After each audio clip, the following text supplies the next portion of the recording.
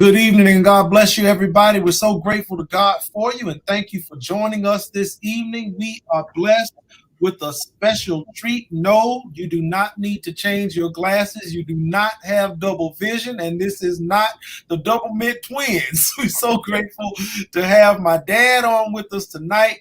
Reverend Dr. Wendell H. Parrish Sr. is with us this evening, and so grateful that you're able to join with us, Pops. Good evening, everyone. So glad to be able to join you. This is a special treat for me to be able to sit in with you and live and learn things. Just thank you Amen. for the opportunity. God bless Amen. you all. Amen. And beloved, if you'll notice that portrait hanging behind him, that's three generations of Paris's right there. The one in the middle is my grandfather George. So it's two Georges and three Wendells on that portrait there. But we gave Dad that long time ago when the boys were babies. And I didn't realize he had it hanging in his office. Dad is with us here from Jackson, Mississippi, where he resides. He is the pastor for congregational care at New Hope Baptist Church, where the Reverend Jerry Young is the pastor, and you all will know that name because Pastor Young is the president of the National Baptist Convention USA Incorporated. So we are truly in high cotton tonight and grateful for your presence here, Dad. Oh, thank I you. wanted to talk to Dad also. I'm sorry. Go ahead, Daddy. I'm sorry. I was just saying thank you for allowing me to participate. Amen. Pleasure to be with you. Well, I wanted to talk to Dad also because he has a treasure trove of information that is good for us. Dad, also, how long were you working with the city of Jackson, Dad, doing community gardens?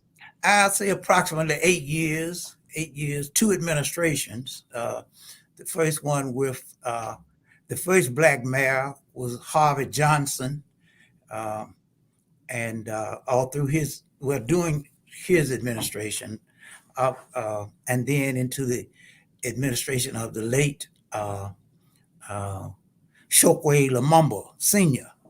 His son Chokwe Anton Lumumba is the new mayor, but I did work with both of those previous administrations. Okay, and you went around. Describe for us what you did and why it was important for you to do. Well, what Mayor Johnson and I kind of agreed to do was that we would utilize existing lands in the city of Jackson, properties that were owned by the city or by the state, basically public properties, some school systems and what have you, to establish community gardens. And we established basically three types of community gardens. We use the conventional, where we planted directly in the ground. We also planted some in what was called raised beds.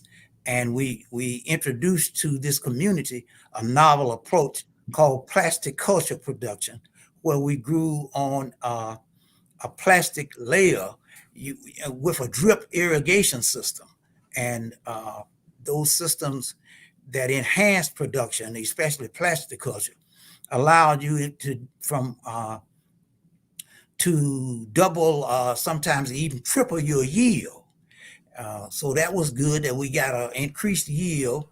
And the other thing was that it saved us a lot of output, economic output, in that we were utilizing lands that were basically idle at the time. And in fact, and since we were doing it on public properties, then we could use the city equipment. So we used the city tractors and other implements to establish those garden plots. Sometimes they might range anywhere from 2 acres down to as small as 2 old house seats. Because when we had a lot of abandoned property, dilapidated property, when we were cleaning up those sites, then we would go in, and instead of just leaving them as an eyesore, we would convert those properties to community gardens. And many of them are still in existence today, but it did a lot to provide fresh fruits and vegetables to what's called, I'm sure that the term, I don't even know if they're using it, but it was at that time it was called the community, the desert Food communities, deserts. food Right. desert communities. So we were offering fresh produce, fruits and vegetables to indigent populations, and well, anybody else that would come and help us work and participate to those populations in the city of Jackson. Were there any requirements for the people that were that would give them access, or was it just come on, come on? Well, there were no rigid requirements. We did as much as we could to encourage the people in the local communities to identify with those local garden spots. If they were close to you or near you, or if you wanted to get your church involved, we finally were able to put some on church plots as well. So we had churches involved, we had schools, we had community associations, and then we did work with a lot of just homeless people that were in and around, because those garden plots, when they saw how we were, converting this dilapidated uh, uh, lands, then they did contribute. Folks wanted to contribute from basically all over, and not only in the black communities. We had white communities as well that joined in with us and worked to make improvements, even offer fruits and vegetables to constituents of their communities as well. We had about 100 folks at our regular meetings to talk about garden production all over the city of Jackson. So it was quite unique. So you were teaching the constituents of the community, the residents of the community, how to grow their own food. Yeah, we were teaching them to grow their own foods, as well as understanding now this is Mississippi with this agrarian economy, and so a lot of people who had moved from plantations and moved from small farms into the Jackson community, this would be the first time that they would be able to just get back into actual producing their own foodstuffs. And a lot of them could understand readily that you will remember Bob Mance and my good friend and your good friend. You're like an uncle to you, but Bob Mance used to say, if you can't feed yourself, you can't free yourself. If you can't feed yourself, you can't free yourself. So we're getting people back to the point of understanding, how you must go about becoming engaged at every opportunity that you possibly can to liberate yourself from oppression. And if you're going to do that, then you needed to figure out how first you're going to feed yourself. It's an old African proverb that says, his bread I eat, his song I sing. His bread I eat, his song I sing. So as long as you're looking externally for continued sustenance, then needs to say that can't continue to last forever. We must get to a point where we become independent of other folk in terms of being able to feed ourselves.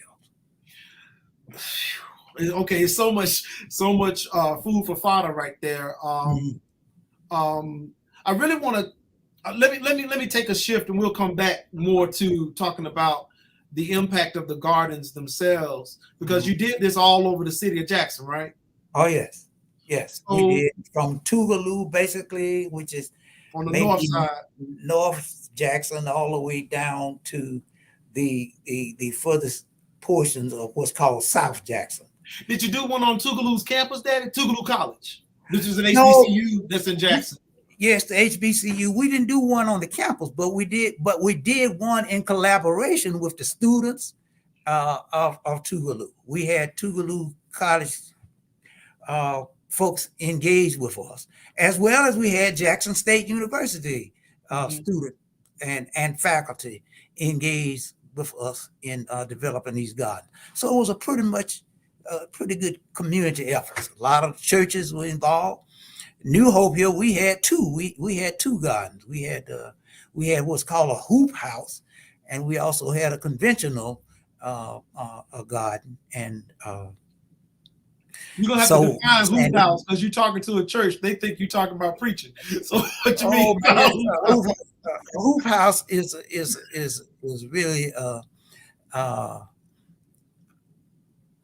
a greenhouse, but the construction is of such that instead of a lot of metal framing, instead of the metal framing, you used kind of a half moon uh, uh, um, uh, pieces of steel uh, with that was covered with plastic. So you had this plastic half dome that fit over the steel construction, and the common name for it is a hoop house, Gotcha. HOOP, hoop house.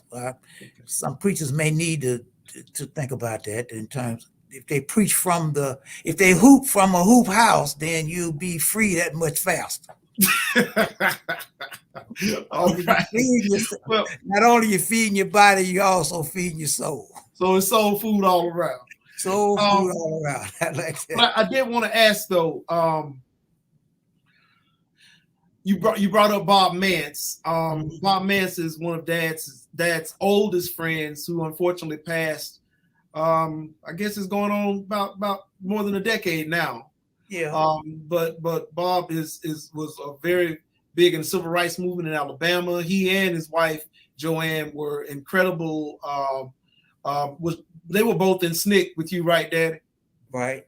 Okay, so Student Nonviolent Coordinating Committee. And if you ever saw if you ever saw the PBS series Eyes on the Prize, you'll notice at the beginning where they're showing the Edmund Pettus Bridge on Bloody Sunday, and they show that push, and Bob, who used to call me Lil Biggin, was saying, "Hey, Lil Biggin, there I am right there." He would point to himself on the bridge.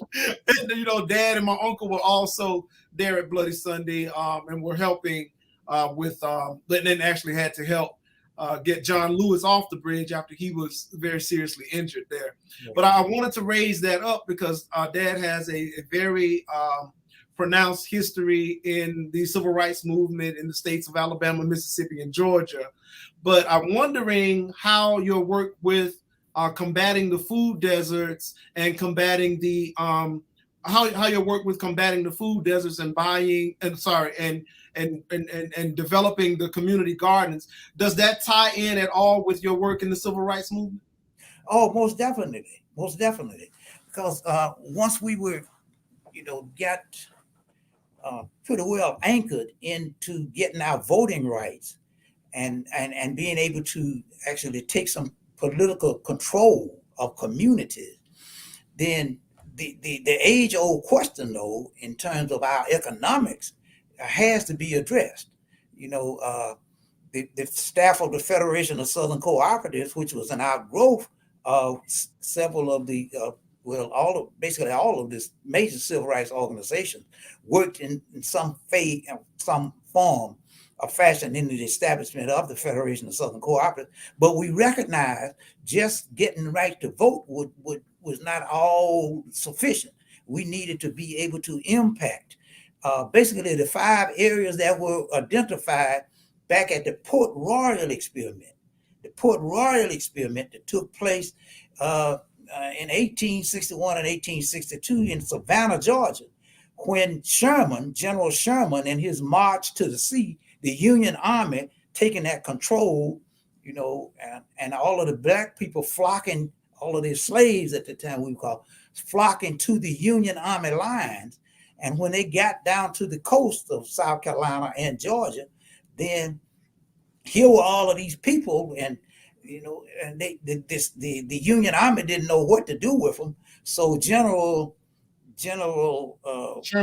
Sherman and Secretary of the Army Stanton, met with these 15 preachers and about 5 deacons, all black people that were liberated down there with them, and made a mistake of asking them what would they like to see happen as a result of what had just taken place? And now they are fighting for the Union Army, and they are growing stuff on their 40 acres and a mule. That's where that old doctrine came from. Right. And those ministers said to them, there are 5 basic things that we have to have. The first thing is we have to own land. Why do we own land? Because land is the basis of all wealth, the basis of all wealth. Everything that we eat, everything that we wear, everything comes from the land. So they recognized they needed to own land because that land gave them a level of independence that even folks who don't own land today don't even enjoy. So they needed to own their own land. The second thing they needed to do was to be able to vote. They recognized the value of the vote. They said, we got to vote because we got to have some control in our communities. And then they said the third thing was we got to have our own educational system. And what happened was those ex-slaves, just all levels of folk that were ex-slaves participated. You may have 4 or 5 generations in the same classes that were being taught by these missionaries, largely from New York and from, well, just Massachusetts and that whole area. But in 2 years' time, those ex-slaves were teaching the classes in 2 years' time. So they had to have land, they had to have the right to vote, they had to have their own educational system, they had to have their own economic system. They recognized that there was some serious flaws in capitalism. And that we still see today. You know, it's based on exploitation. You know, how do you exploit somebody's labor? Because, see, you know, this country is based on them getting free land, free labor, free access to capital. Basically, and all the other ingredient that they needed was management. So they ended up getting free management. So all of the development that we see taking place in the United States, and especially in those formative years of development, came with our oppressors being able to get free access to everything. So here what these ex-slaves are saying, to rid ourselves of that system, we have to have our own cooperative economic development system. So we want cooperative economic development. We want our own educational system. We want the right to vote, and we have to have our own land. And the fifth thing was we had to have a mutual aid society where we took care of each other, where we did our own health care, where we did our own burial societies. All of those things came about through that mutual aid society that they see. So those 5 things that they had, that they being those 15 ministers, or those ex-slaves had identified long ago, is exactly what we need today, son. We still need those same 5 things, maybe 2 or 3 others that you could add to them. But if you could get those basic things, you got your own economic system, you got access to the vote. You see why that's so important. I mean, what, 49 out of the 50 states now doing voter suppression measures to keep us from voting, and we really need it in Florida so we can elect Ms. Demings and others that need to be elected at the local level. So we have to have the vote, we have to have our land holdings, we have to have education, we have to have our own economic system. We can set up our own businesses that we own and control by having some better control of our economics. Let me say this on that, and then I'm gonna hush. You know, right now, our gross domestic product, we're looking at $1.9 trillion. It's gross domestic product of Black people in the United States. That's larger than, we are probably the 10th largest nation in terms of our economic development, but our economic output. But we don't have control of that.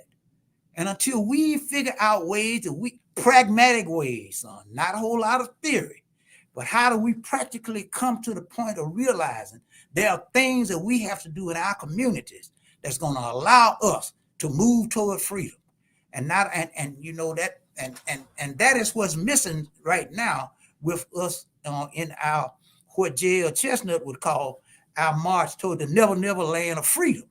That we must get control of the economies of our community. Imagine if our churches, you know, said, well, we need to make sure that we start depositing our monies into institutions that we own and we control. What that would do in terms of, you could stop the black land loss, which would be stopping the major source of wealth from leaving our communities. So all of those things are inherent in us being able to move to being free in this country. But $1.9 trillion, we have more money than Russia. We have more money than Brazil. A lot of the countries that are pressing us, we actually have more economic resources at our disposal, but we don't put them to use. We don't use them. So then, if you can't feed yourself, you can't free yourself. We talked about this last year, and it still is true. Again, Dad, you're giving us so much to chew on, but I love the fact every time, that you were, when I was even a kid, and you were telling me about the Port Royal experiment and about Sherman's March to the Sea, and meeting the preachers and deacons there to discuss what are we going to do. I think that you said the impetus for it came from all of the black soldiers that had joined the Union Army as they went along destroying the plantations there, from Mississippi all the way to it really became more formalized around Atlanta, when they burned down Atlanta and then marched into all the way to into South Carolina. But it's still it was amazing to me, and this is what I'm trying to get out.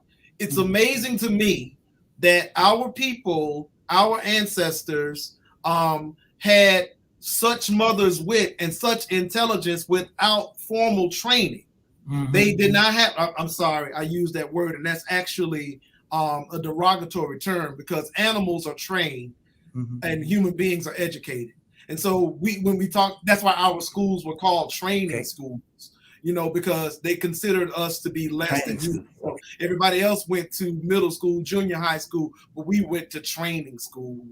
And it's not, it's that there's inherent racism even in the language of it.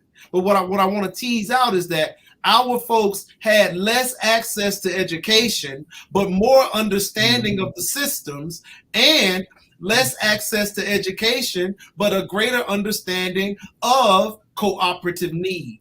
That whole thing about cooperative economics. This is my problem with the church, not with my church, but with the church, the African American church across denominations. Part of the African genius inherent in what it means to be African American church is that we don't do ministry that is based, we don't have a mission field that is circular. We have a mission field that is elliptical. See, in a circular mission field, the church is at the center, and the community surrounds the church. So your hope is to bring the community into the church, but not necessarily to bring the church into the community. But with an elliptical mission field, you have two foci. The two foci is the church and the community. And so then the service to one is service to the other. And I think that our models have begun to mimic the models of our oppressors, where, it's really empire religion. They are preaching empire religion because it helps to fuel they're preaching capitalism. They're preaching nationalism. They're really preaching white nationalism. When I look at those evangelicals, and I watch them because I want to tease out what they're hearing, because I know that my people will be saturated with their message, because my people watch them on TBN, that terrible broadcasting network. And, so I wanted to tease that stuff out, because it seems like we don't work cooperatively anymore. When you were saying what you were saying, of course the churches need to have these, we as churches need to have these community gardens. We need to be able to bring these things to fruition, because there are food deserts all over Miami in my context. There are food deserts all over it. I remember when we were living in Brooklyn, we were living and so even before when we first moved to Brooklyn, we had to go into Manhattan to go grocery shopping, or we had to drive out to Queens to buy the boys' diapers and things, because the only thing that was in Brooklyn were the bodegas. There were no no real fresh fruits. You know, when you see those fruit stands and stuff on Sesame Street, that's not in Brooklyn.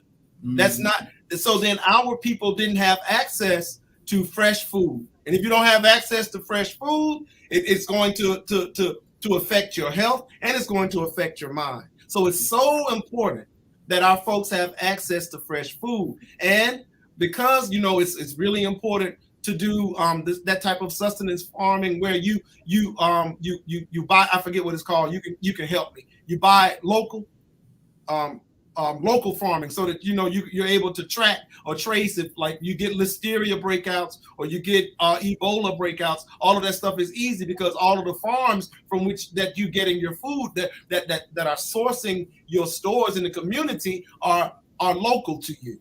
Yeah. But we don't have access to that system, and so just even, I believe, by you forming you doing those community gardens, it begins to help us to understand in a way that our ancestors understood without the formal training, without the formal education. Yeah. Again, the practical experiences of what people have undergone and what people have grown with is what we need to get back to. Because, just think about it now. Basically, all of us could put 2 or 3 tomato plants in our garages, in our windowsills if we needed to do that.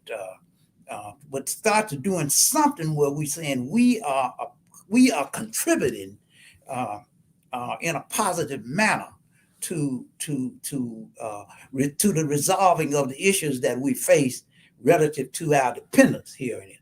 When we have to grow to a point of independence before we can ever grow to talking about being free.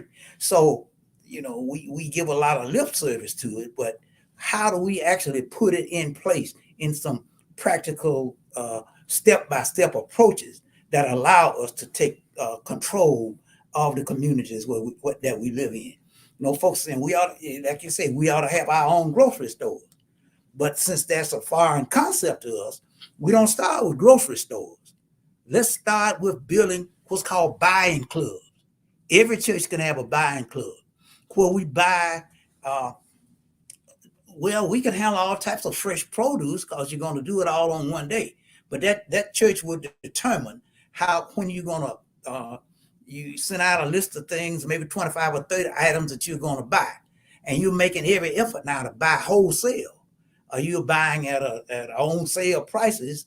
One of your committees that you establish would be a research committee to determine where you're going to be able to, who has washing powder on sale this week, who has turnip greens, who has all of these things on sale this week, and then you buy in volume, and then you redistribute back at your local church. The buying club is real simple to set up. It doesn't take a lot to do it, and just think you could grow to the point where you actually would be able to handle some fresh meats even if you needed to. But you want to. But starting out with a buying club, you don't have the capacity to. Very few folks would have capacity to store things. So you want to try to buy as much as you need it to get rid of it at the time that you say that 1 or 2 hours on a Saturday or Sunday or whenever you determine that you wanted to sell your stuff. I mean, to get rid of it, to distribute it. But really, you could, especially there in Florida, you could look at farmers outside of your maybe your own geographical area, but say over at up around Palmetto, over at You familiar with Immokalee? nope, I don't. I'm trying to think of the one where we had a tomato packing shed over there with the Federation.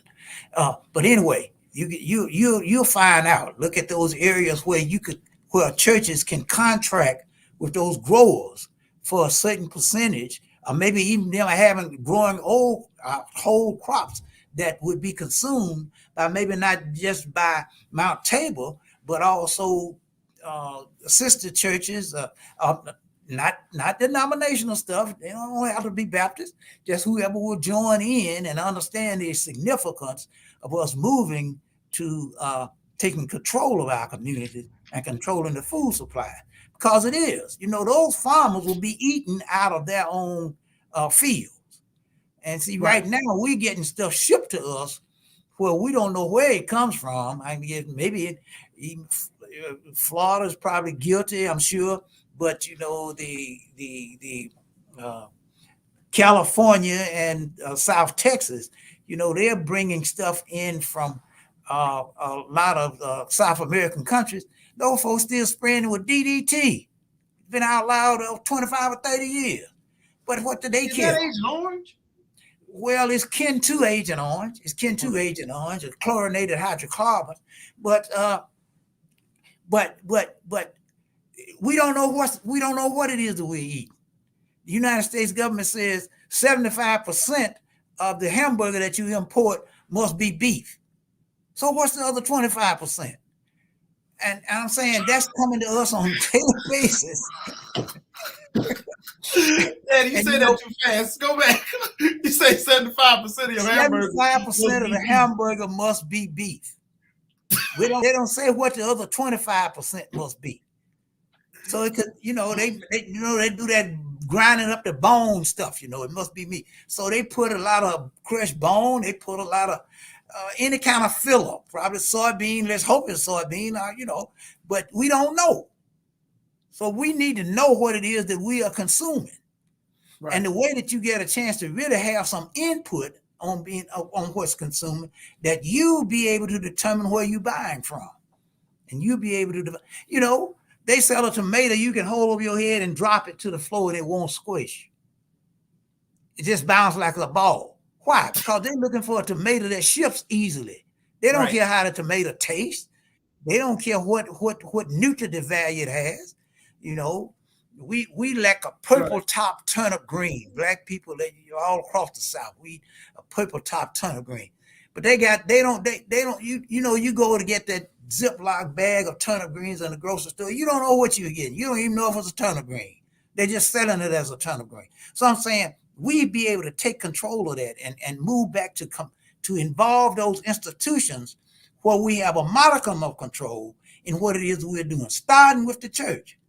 If we ever get back to holding funerals and having repasts and what have you, we could set up with our farmers and we could have those, instead of us opening a can of green beans and opening a can of corn and opening cans of processed greens, we can be serving such food there. If we got schools at our churches, then we ought to be supplying those. But I'm saying wherever we have some modicum of control, we must use that to expand it to where we, as say the Jewish communities, they got a rule of 8. They said we're going to turn this money over in our communities 8 times before we let it get out to anything else. So we're going to use our own barbers. We're going to use our own folks that's doing our nails. We've just about turned that over to people out external to our community. So that's money lost. So, we do our own cleaners.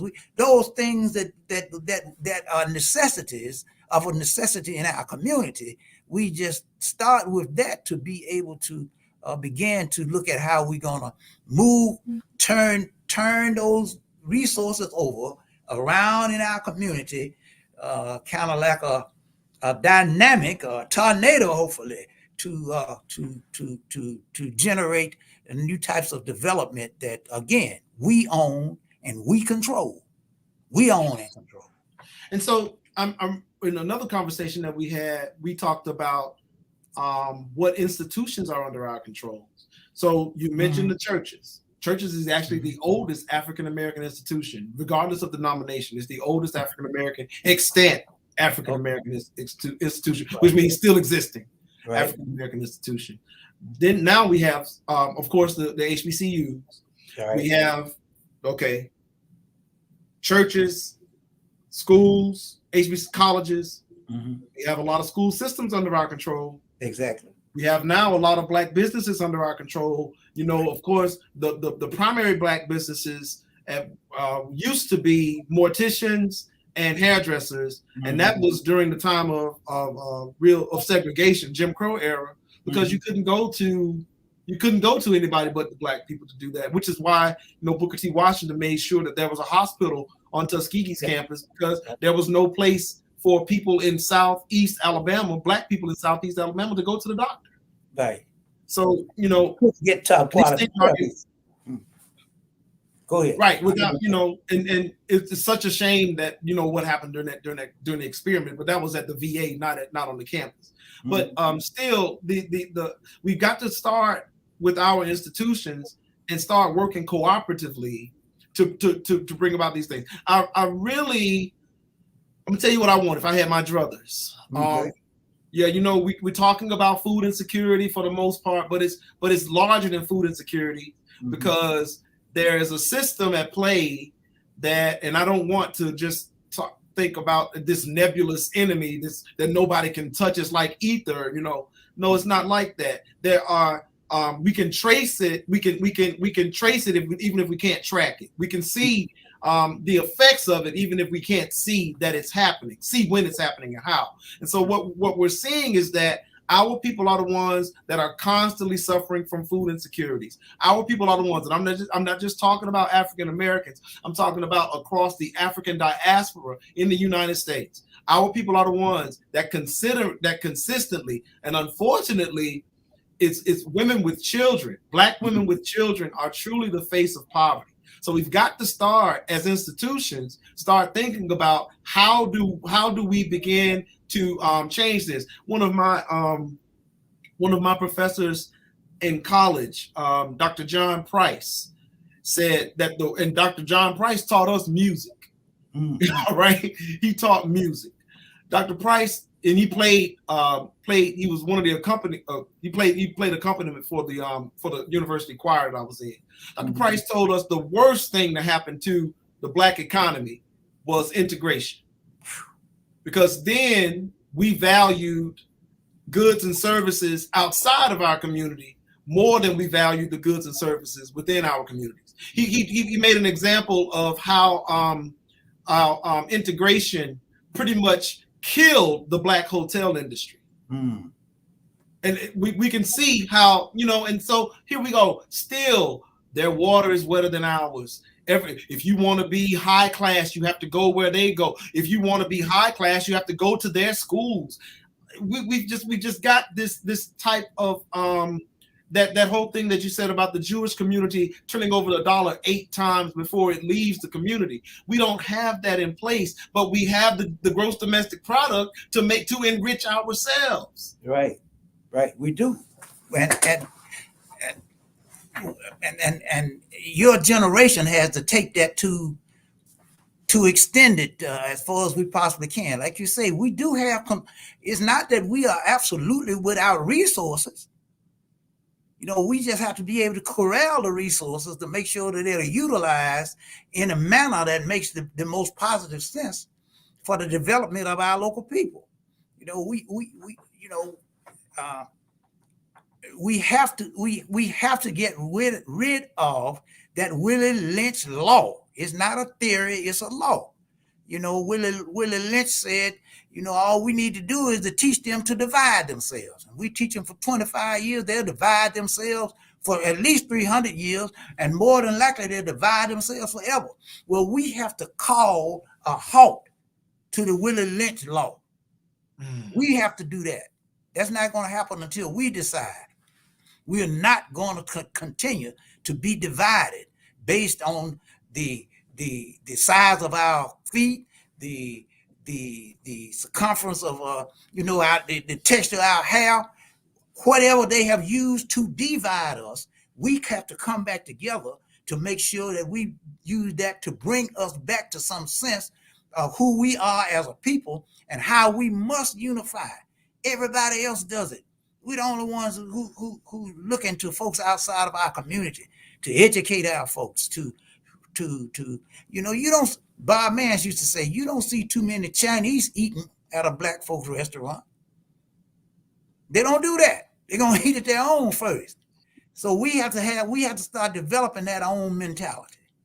There's no reason for us to keep buying, dealing, making sure that our money is spent with auto dealers and now auto manufacturers at this point, because some of them are supporting, our demise in terms of them not speaking out against what they know is happening relative to our voter suppression.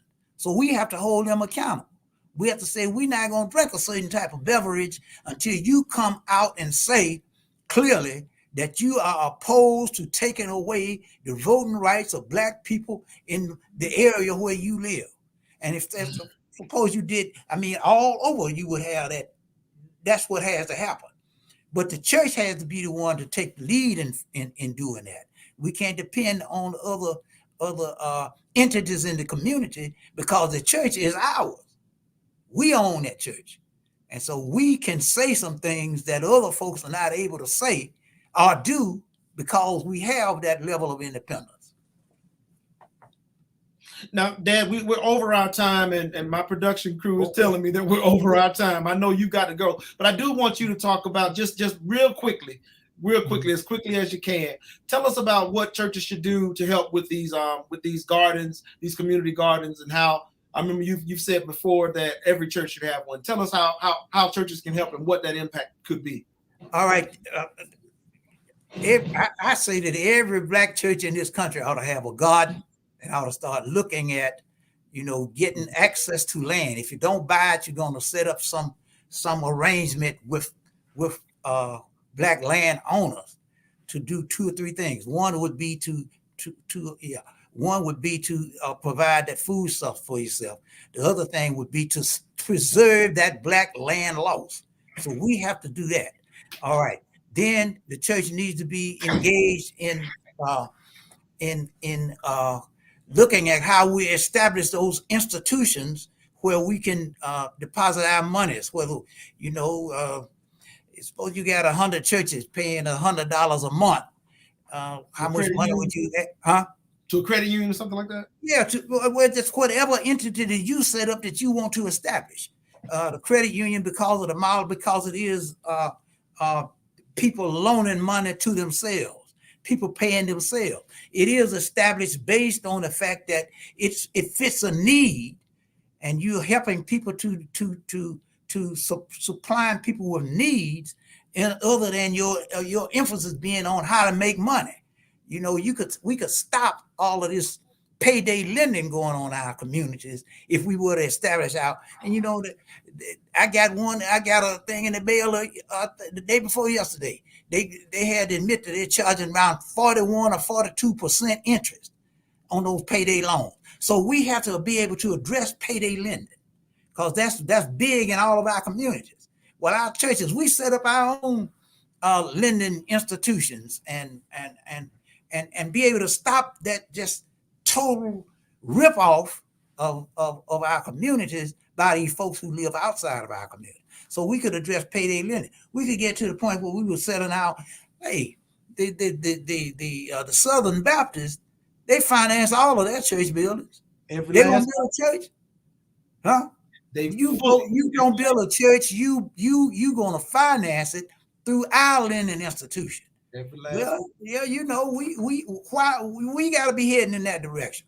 We have to be making positive steps in that direction, and it's just so much that we can do. We can't talk about it in this time frame, but I'm happy to sit in with you always, son. And glad to know that some of the folks that I worked with and I came around did a whole lot to influence you to have a level head in a whole lot of issues. Not everything yet, but we're still working on you.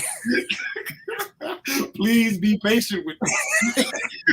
We love you, son. We're ready for go get it. Love you too, Dad. Thank you so much for being on with us. Y'all forgive us that we're okay.